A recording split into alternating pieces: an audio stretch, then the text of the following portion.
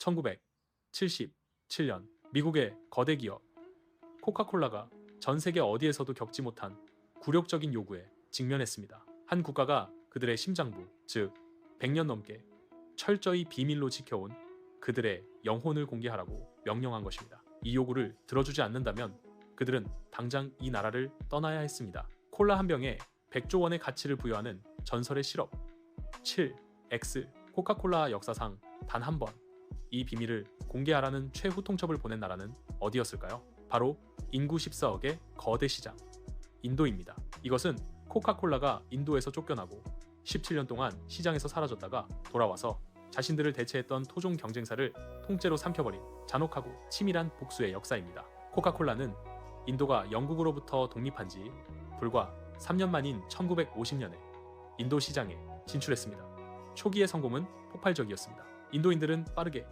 코카콜라의 달콤하고 시원한 맛에 매료되었습니다. 그러나 이 성공의 이면에는 인도의 복잡한 정치적 지형이 있었습니다. 인도의 초대 총리 네루는 사회주의와 계획 경제를 강하게 지향했습니다. 그는 인도의 부가 외국 기업이 아닌 인도 국민에게 돌아가야 한다고 믿었습니다. 이러한 기조는 1970년대 그의 딸 인디라 간디 총리 시절에 더욱 극단적으로 변합니다. 1973년 인디라 간디 정부는 외국환 규제법을 발효합니다. 이 법의 핵심은 단 하나였습니다. 인도에서 사업하는 외국 기업은 인도인 파트너에게 지분 60%를 양도하고 외국 기업의 지분을 40% 이하로 낮추어야 한다는 것입니다. 사실상 모든 외국 기업에게 인도 현지 기업이 되라고 강요한 것과 마찬가지였습니다. 대부분의 외국 기업은 이 조건에 맞춰 지분을 매각하거나 기술 이전을 약속했습니다. 하지만 코카콜라는 달랐습니다. 코카콜라에 대한 인도 정부의 요구 조건은 단순히 지분 문제가 아니었습니다. 인도 정부는 코카콜라가 사용하는 농축 시럽의 성분, 즉 전설의 7X 공식을 인도 정부가 지정한 회사에 제공하고 그 레시피의 소유권을 인도에 넘기라고 요구했습니다. 코카콜라에게 7X 공식은 단순한 레시피가 아닙니다. 그것은 기업의 정체성, 경쟁력, 그리고 1000억 달러 가치 그 자체였습니다. 코카콜라 본사는 격분했습니다. 그들은 전 세계 그 어떤 나라의 정부에도 이 정보를 공개한 적이 없었습니다. 이 요구는 협상의 여지가 없는 항복과 같았습니다. 1977년 코카콜라는 단호하게 거부했습니다. 우리는 레시피를 넘길 수 없다. 우리의 주권적 기밀이다.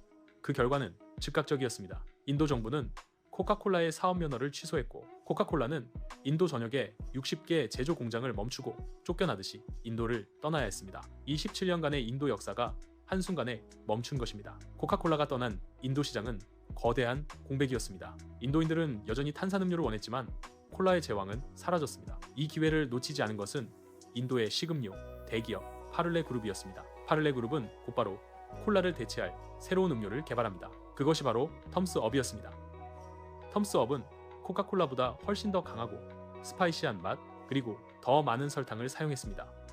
인도인들은 이 강렬함에 즉각적으로 반응했습니다. 텀스업은 코카콜라가 남긴 빈자리를 채우는 것을 넘어 완전히 새로운 왕좌를 구축했습니다. 1980년대 후반이 되자 텀스업은 인도의 탄산음료 시장을 85% 이상 장악하며 독점적인 지위를 누리게 됩니다. 코카콜라의 그림자는 인도에서 완전히 지워진 듯 했습니다. 인도인들에게 콜라는 곧 텀스업을 의미했습니다. 이것은 단순한 콜라가 아니라 인도 정부가 외세에 굴복하지 않고 자립에 성공했다는 상징이 되었습니다. 하지만 역사는 다시 변했습니다. 1991년 인도는 심각한 외환 위기를 겪으면서 경제 자유화의 길을 걷게 됩니다. 나라시마 라오 총리는 외국인 투자 제한을 대폭 완화하는 개혁을 단행합니다. 코카콜라에게는 복수의 기회, 아니 다시 시장을 차지할 기회였습니다. 1994년 코카콜라는 17년 만에 화려하게 인도에 재진입합니다. 미국 본사는 이 재진입을 대대적으로 홍보하며 인도 시장을 빠르게 되찾을 것이라고 확신했습니다. 하지만 시장은 코카콜라가 떠났던 1977년의 인도가 아니었습니다. 코카콜라가 광고와 마케팅에 천문학적인 돈을 쏟아부었음에도 불구하고 소비자들은 반응하지 않았습니다.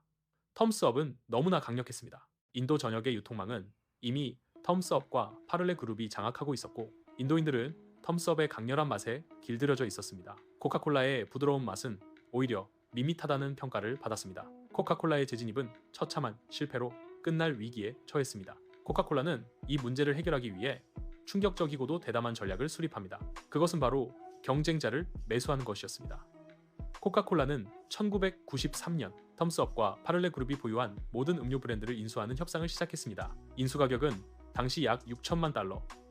오늘날 가치로 환산하면 수천억 원에 달하는 거액이었습니다. 협상 과정에서 코카콜라가 내세운 조건은 매우 충격적이었습니다. 코카콜라는 파를레 그룹에게 텀스업을 포함한 모든 브랜드를 즉시 폐기하고 코카콜라의 재진입을 위해 시장에서 경쟁자를 완전히 제거해달라고 요구했습니다. 텀스업의 창립자 라메시 초하는 고심 끝에 이 제안을 수락합니다. 17년간 인도의 상징이었던 텀스업은 역사 속으로 사라질 운명에 처한 것입니다. 코카콜라가 텀스업을 인수한 이유는 무엇일까요?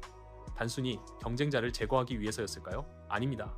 이 인수의 진짜 가치는 텀스업이라는 브랜드가 아니었습니다. 바로 파를레 그룹이 17년간 인도 전역에 구축해놓은 유통망이었습니다. 인도는 물류 이동이 극도로 어려운 국가입니다. 코카콜라는 6천만 달러를 지불함으로써 17년 동안 수조 원을 써도 따라잡기 힘들었던 인도의 깊숙한 구석까지 도달하는 유통망을 단번에 확보했습니다. 그리고 여기서 코카콜라의 진짜 잔혹한 전략이 시작됩니다. 텀스업을 폐기하겠다는 약속과는 달리 코카콜라는 텀스업 브랜드를 살려두었습니다. 물론 텀스업의 마케팅과 광고 예산은 코카콜라 대비 최소한으로 축소되었습니다. 코카콜라는 텀스업이 스스로 시장에서 소멸하도록 유도하는 조용한 질식 전략을 사용했습니다. 하지만 예상치 못한 일이 발생했습니다. 텀스업은 쉽게 죽지 않았습니다. 인도 소비자들의 텀스업에 대한 애정은 상상 이상으로 강력했고, 특히 인도 남부와 시골 지역에서는 텀스업만이 콜라로 인식되었습니다. 코카콜라는 결국 전략을 수정했습니다.